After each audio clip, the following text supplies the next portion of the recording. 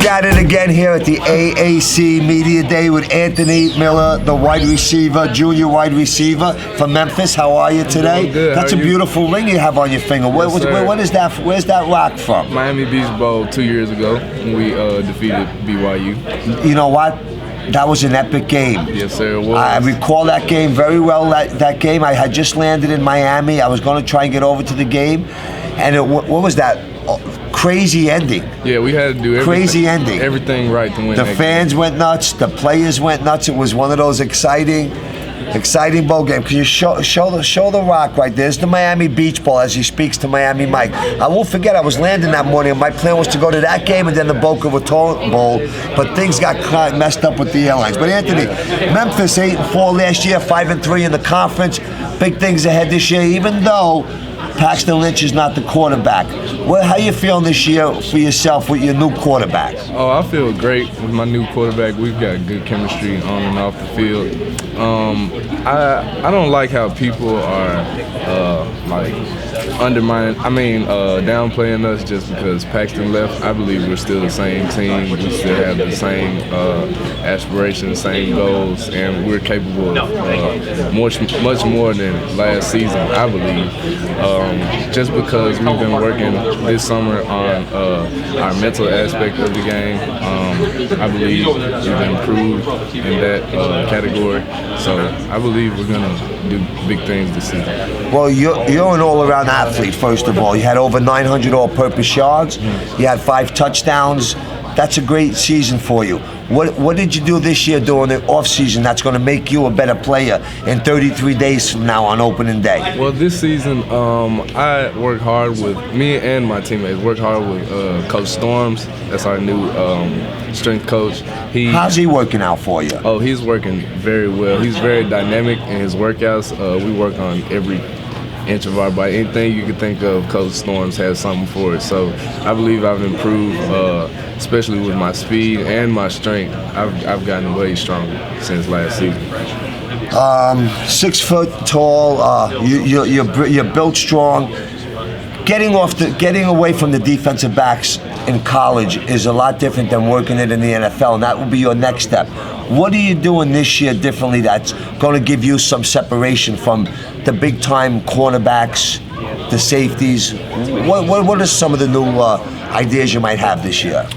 This year, especially this summer, I've been working on my footwork, because footwork is a very important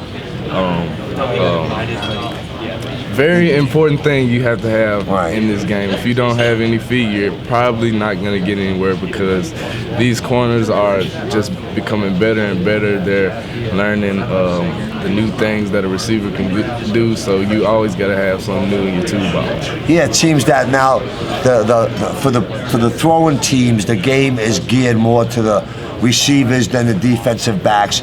A lot of times during the game, there's a lot of tussling and grabbing on in the pit there as you're trying to get away. What are your thoughts on the secondary with yourself, the way it's geared? Now a lot of flags are getting thrown out. You go up, you battle for a pass, you try and go up. There's always a flag in the secondary. Defensive interference. What are your thoughts on that? And is it fair? You know, you always push off a little yourselves. You know, it's the way of life when you're going up for the ball. But I see a lot of flags get thrown. What are your thoughts on the interference call, and can they monitor it a little better? I really don't pay attention to the flags being thrown. In practice, matter of fact, our coaches say, like, even though our defensive backs may grab or anything, don't worry about the flag, because you probably won't catch the ball if you always talking about, that was a flag, hey, he held me. Right. So, and we see a lot of that in the NFL now too, a lot of talking. Yeah, you got to be able to like fight. Even though he grabbed you, still got to be able to catch it, I believe. So I don't too much pay attention to the flag, but some do.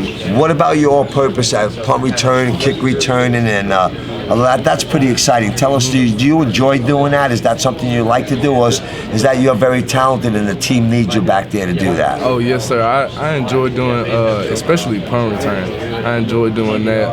It's just another opportunity to make a play, so I love to get back there anytime the coach gives me the opportunity to do it. When you're catching that punt and you see that alley, what goes through your mind? You got to get to that alley and break it down the sideline. What goes through your mind? You got to hit it as fast as possible. You can't waste any time. You can't tiptoe or anything. That's the key to kick return and punt return. So when you're running down the sideline and you see your player ready to come and crack back on that defender, and as you're running by him, he crushes him. Do you feel that?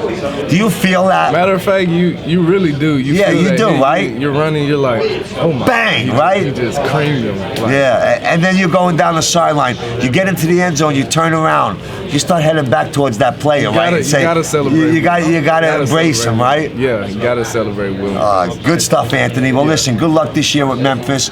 You know, offensively, your all-purpose game is fantastic. Look forward to watching you, and good luck with the season, okay? Yes, sir. Thank you. We're live. We're here. This is Miami Mike. We're at AAC Media Day in Newport, Rhode Island. Oh, baby. Game on.